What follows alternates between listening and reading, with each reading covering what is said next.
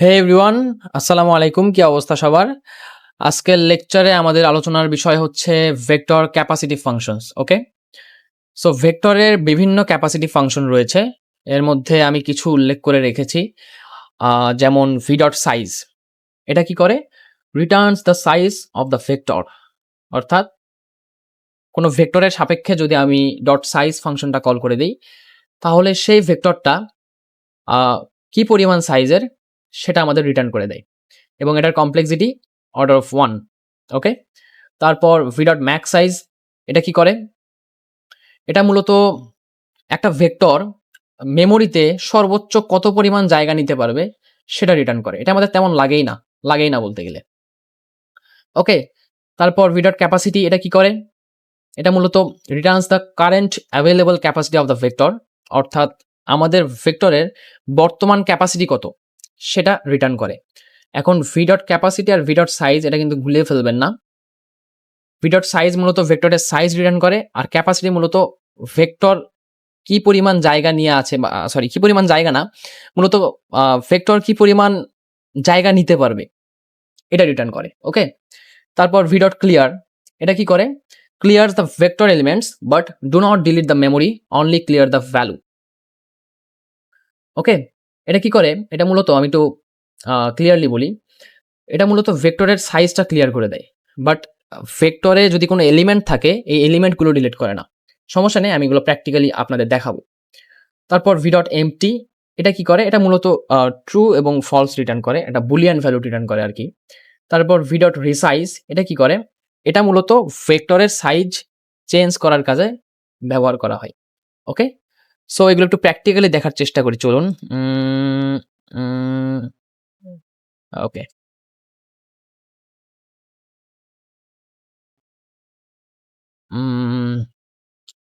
ঠিক আছে।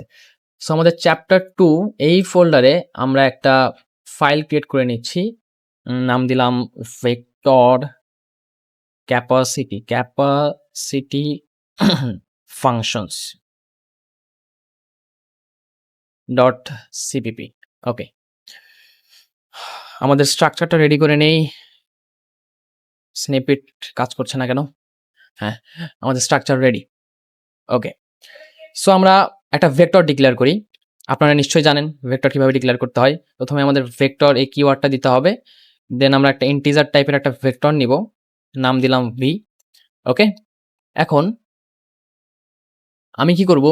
ভেক্টরের সাইজটা প্রিন্ট করব। Okay, so v dot size যদি আমি লিখি, এবং অবশ্যই এটা প্রিন্ট করতে হবে, so c out v dot size. এবার যদি আমি এই কোডটা রান করি, কোডটা রান করলাম, 0 আসবে। হ্যাঁ, 0 আসছে। ওকে, কারণ আমাদের ভেক্টরে কোনো প্রকার এলিমেন্ট নেই, তাই 0 আসছে।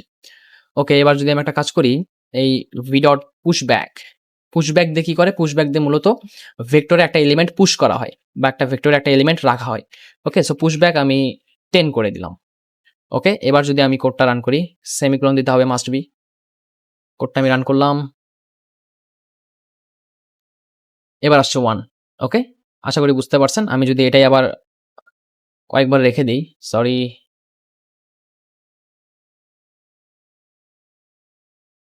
আমি পুশব্যাকটাই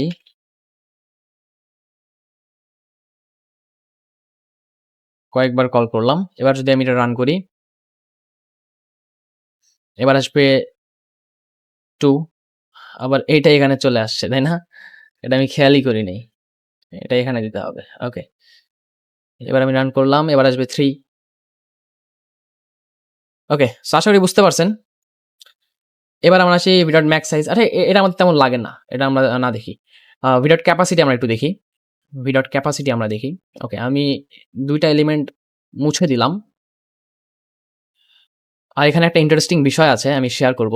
সমস্যা নেই। আমি ভি ডট এটা কমেন্ট করে দিই। ওকে, দেন আমি ভি ডট ক্যাপাসিটি যদি কল করে দেই, ভি ডট ক্যাপাসিটি অবশ্যই এটা সি আউট করতে হবে। ওকে, সেমিকোলন মিস। আমি আবার রান করলাম, ক্যাপাসিটি আসছে 1। ওকে, ক্যাপাসিটি 1 কেন আসলো? কারণ আমরা ভেক্টরে একটা এলিমেন্ট রেখেছি, তাই ক্যাপাসিটিটা 1ই আছে। এখন একটা জিনিস দেখবেন, একটা ইন্টারেস্টিং বিষয়। এটা আমাদের তেমন লাগে না, বাট জেনে রাখেন। আমি ভেক্টর ডট পুশব্যাক আমি এটা আরেকবার দিব, ওকে? তাহলে কি হিসাব অনুযায়ী ক্যাপাসিটি একটা বাড়বে, তাই না? ক্যাপাসিটি একটা বাড়বে। সো ক্যাপাসিটি আসবে 2, ওকে? ক্যাপাসিটি 2 আসছে কিন্তু। এখন ক্যাপাসিটি 2 এবং আমাদের এলিমেন্টও আছে কিন্তু 2 টাই, তাই না? ক্যাপাসিটিও কিন্তু 2। এবার যদি আমি আরেকটা ভি ডট পুশব্যাক করি, আমি যদি এবার রান করি তাহলে ক্যাপাসিটি আসবে 4। কারণ ক্যাপাসিটি যদি ভেক্টরের ক্যাপাসিটি যদি আমরা ক্রস করে ফেলি, তখন ভেক্টরটার ক্যাপাসিটি ডবল করে বাড়ায়। ওকে? আমি যদি আবার রান করি তাহলে আসবে 4। দেখেন 4 চলে আসছে। ডবল বাড়ায় ফেলছে।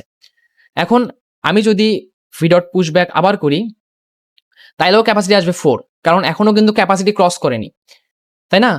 এখনো কিন্তু ক্যাপাসিটি ক্রস করেনি। আমি 4 টা এলিমেন্টই রাখছি। ক্যাপাসিটি কিন্তু 4 ই আছে, তাই না?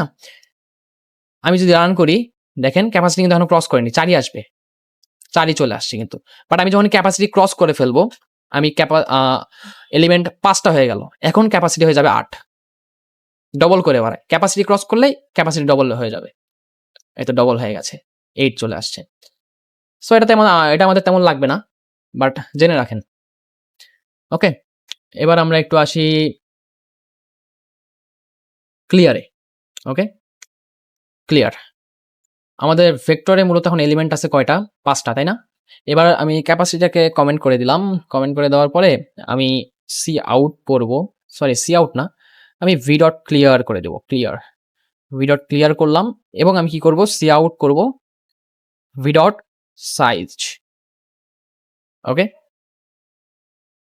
সরি, সেমিকোলন দেয় নাই, তাই এটা কোডের ফরম্যাট নষ্ট হয়ে গেছে। ওকে। এবার যদি আমি রান করি, দেখেন সাইজ চলে আসছে 0। ওকে? যেহেতু সাইজ আসছে 0, তার মানে আমাদের ভেক্টরে কোনো এলিমেন্ট নাই। হিসাব তো এটাই হওয়ার কথা, তাই না? হিসাব কিন্তু এটাই হওয়ার কথা। বাট ভি ডট ক্লিয়ার ভেক্টরের সাইজ শুধু ক্লিয়ার করে দিয়েছে। কিন্তু এলিমেন্ট ডিলিট করে নাই। এটার প্রমাণ কি দেখবেন? প্রমাণ আমি যদি করি, আমি জোর করে ভেক্টরটা প্রিন্ট করব। সো লুপ না চালাই, জাস্ট কি করি? ভি অফ 0 প্রিন্ট করে দেই। সরি, ভি অফ ও হয়ে গেছে। ভি অফ 0 প্রিন্ট করে দেই, দেন ভি অফ 1 প্রিন্ট করি, দেন ভি অফ 2 প্রিন্ট করি। এই পর্যন্তই থাক। আচ্ছা, একটা করে স্পেস দেওয়া দরকার। একটা করে স্পেস দিলাম। ওকে। এবার যদি আমি রান করি কোডটা আমি রান করে দিলাম। ওকে, দেখেন চলে আসছে কিন্তু। আর এই 0 কেন আসছে? 0 মূলত এই ভেক্টরের সাইজটা আসছে। দেখেন ভেক্টরের সাইজ কিন্তু 0 ই আসছে, তাই না? ভেক্টরের সাইজ কিন্তু 0 ই আসছে। আচ্ছা, আমি কোডটা আরেকবার রান করে দেখাই। 0 মূলত ওগুলোর সাথে লেগে গেছে। এলিমেন্টের সাথে লেগে গেছে। দেখেন ভেক্টরের সাইজ কিন্তু 0 ই আসছে। ভেক্টরের সাইজ কিন্তু 0 ই আসছে, বাট আমি যদি এলিমেন্টগুলো প্রিন্ট করছি, এলিমেন্ট কিন্তু ঠিকই প্রিন্ট হইছে। এটা কেন হইল? ভেক্টর আসলে সাইজটা ইন্টারনালি স্টোর রাখে। অর্থাৎ আপনি কি খেয়াল করে দেখছেন যে ভেক্টর এই সাইজ ফাংশনটা কল করলে এটার কমপ্লেক্সিটি কিন্তু অর্ডার অফ 1। কেন অর্ডার অফ 1? আসলে তো অর্ডার অফ n হওয়ার কথা ছিল। কারণ প্রত্যেকটা এলিমেন্টে গিয়ে প্রত্যেকটা এলিমেন্ট কাউন্ট করতে হতো, তাই না? লুপের মাধ্যমে। তাহলে অর্ডার অফ n কেন হলো না? অর্ডার অফ 1 কেন হলো? অর্ডার অফ 1 এই কারণেই হলো, কারণ ভেক্টর তার সাইজটা প্রথমেই ইন্টারনালি স্টোর করে রাখে। লুপ চালাতে হয় না। ইন্টারনালি তারা স্টোর করে রাখে। এবং এই ভি ডট ক্লিয়ার, আমি যদি ক্লিয়ার ফাংশনটা কল করে দেই, তাহলে সেই সাইজটা তারা ইন্টারনালি রিমুভ করে দেয়। সাইজটাকে 0 করে দেয়। ওকে? বাট এলিমেন্টগুলো ডিলিট করে না।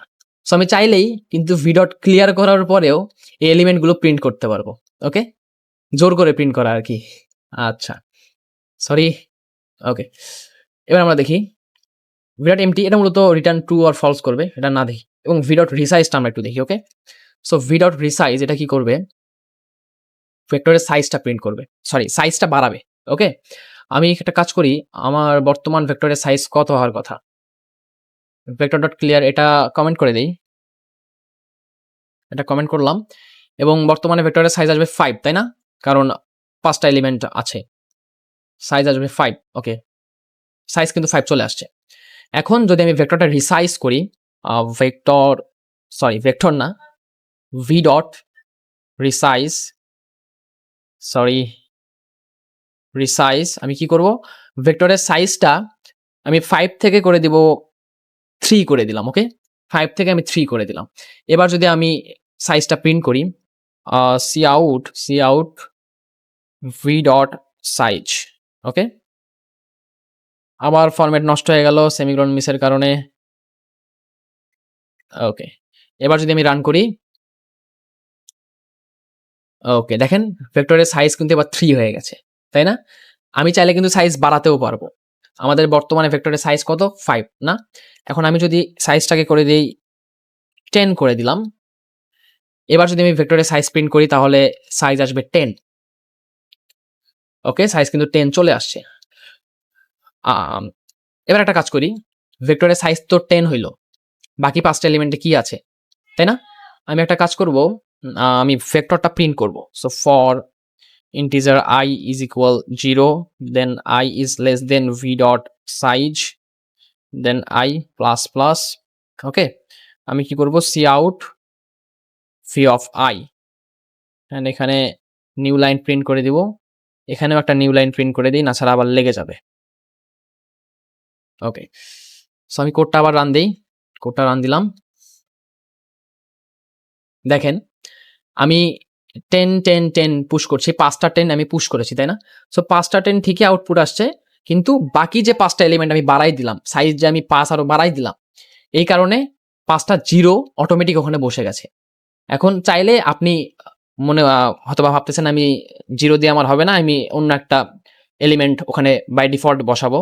তাইলে আমি ওখানে মনে করেন কমা দিয়ে যদি সেই এলিমেন্টটা দিয়ে দিই, তাহলে সেই এলিমেন্টটা যোগ হয়ে যাবে। যেমন আমি কমা দিয়ে 100 যোগ করে দিলাম না, এখন এই 0 এর বদলে 100 আসবে। আমি যদি রান করি আবার,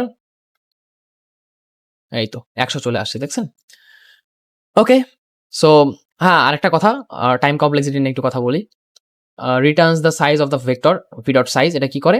অর্ডার অফ 1 কেন বললাম? অর্ডার অফ 1 কেন? তারা প্রথমেই ইন্টারনালি সেভ করে রাখে। ম্যাক্স সাইজ এটা অর্ডার অফ 1, ক্যাপাসিটি এটাও অর্ডার অফ 1, এটাও প্রথমে সেট করা হয়ে যায় ক্যাপাসিটি।